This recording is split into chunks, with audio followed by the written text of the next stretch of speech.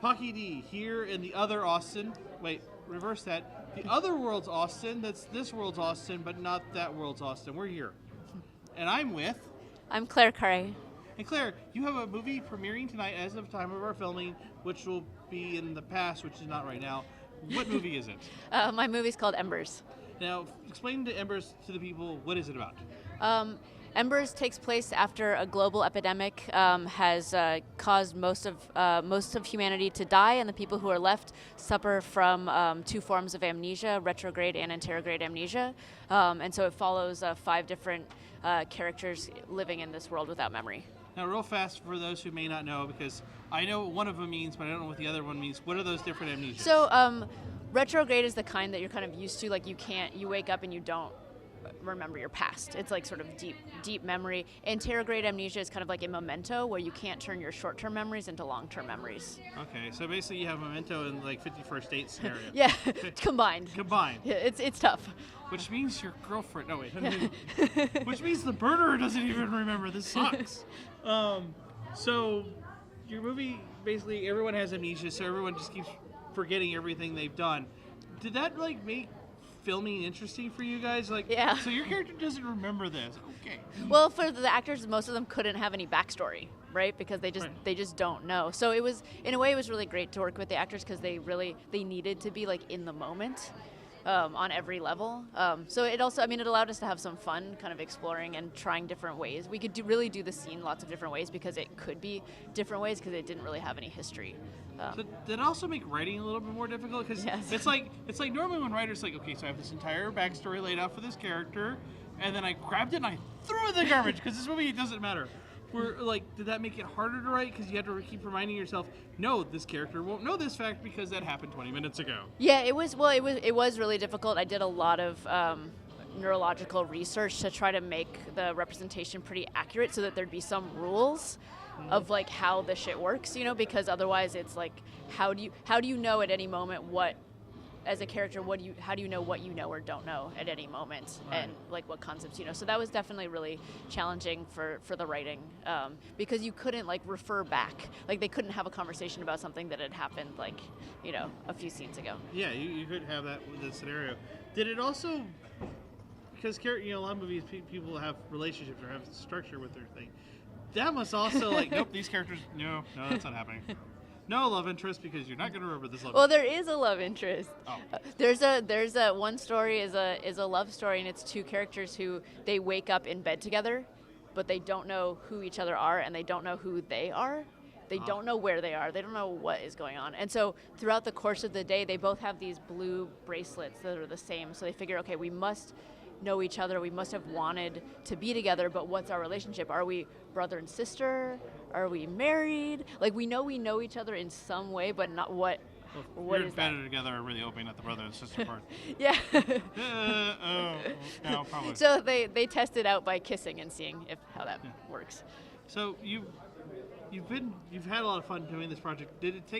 How long did it take you to make this movie happen? Like, I'm not talking like the thing, but how long was the filming process for this? Because of how sporadic, you have to make other things and characters used to be in constant flux of knowledge. We shot it over about a year. Wow. We shot it in April in Gary, Indiana, in July in upstate New York, and in November in Poland. Wow, Poland, November. That's yeah. Whoa, that's I'm cold just thinking about that. How was it to get the crew and the film, get the Polish rights? Because I know filming in other countries can be very difficult, particularly when it's, I guess, a country that's not so used to. Poland is not really known for a large filming industry. Was it easy to go in, hey, we want to film a movie here? Well, we partnered with a Polish production company, Papaya Films, who does they do a lot of commercials, like almost like I think they shoot like something like 250 days out of the year they're shooting. So they had to like. They already had like great crews that they worked with and a lot of like great equipment that they already had. So they had a really solid base to work with. But we shot in some amazing locations in Poland, including a World War II bunker. Was that kind of eerie, just getting in there going, Wow, history happened here. It was pretty wild because we were like 10 stories underground, and there's 33 kilometers of tunnels with like train tracks and stuff underneath to move. Wow. Like, it was run by the Nazis. So now it's in Poland, but it was pretty crazy down there. So I always think of directors a lot of time as GMs, role playing things. That's a good way to look at it. As you can see from my shirt. I saw that. I was like, yes, I understand completely. So I have to ask this: when you got down there and you saw those tunnels, did part of your brain going, "I have an idea for a movie now"? Well, luckily I'd already had an idea. But I mean, when you went down there the first time, did part of your brain go, "I have another movie"? Well, I mean, I think it's also like the world's largest bat sanctuary. Wow. So we were dealing with that too.